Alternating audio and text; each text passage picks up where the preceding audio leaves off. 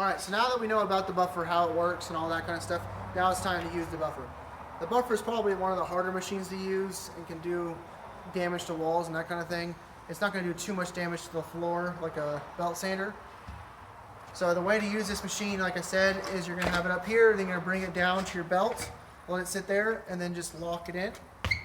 Once it's locked in, you're going to want to make sure that you push your safety in and then push the handles when you're ready to start.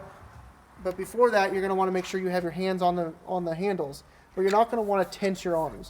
You want this just sitting here. Then you're going to put your belt buckle or right there on the machine. So you're putting your pressure down straight into the machine, not to the side, not to this side, because when you put it to the side, it's going to turn the machine. The machine's ran by your hips.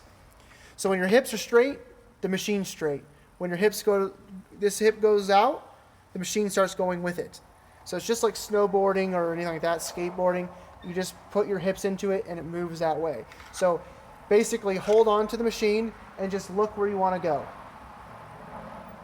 So basically if you go this way, it's going to go out this way. If you go this way, it's going to stop that movement and come around. So let's try that out. So I have my weight just straight forward. You see there's no pressure on the machine and I'm just going around. So basically I have no pressure on the handles whatsoever.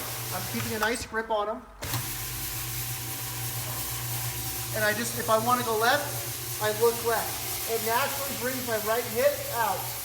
If I want to go left or right, I just look right and it naturally brings my other hip out. If I want to walk forward, I just walk forward with my weight into the pole.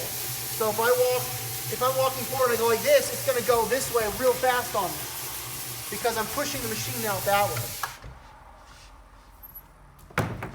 So that's how you run the buffer, is with the hips. Make sure you have no pressure on it. Just put your nice little even pressure with your belt buckle, not your hands. And you're using your hips to turn left and right. That's the easiest way to do it, and it's going to take a few times to get used to it.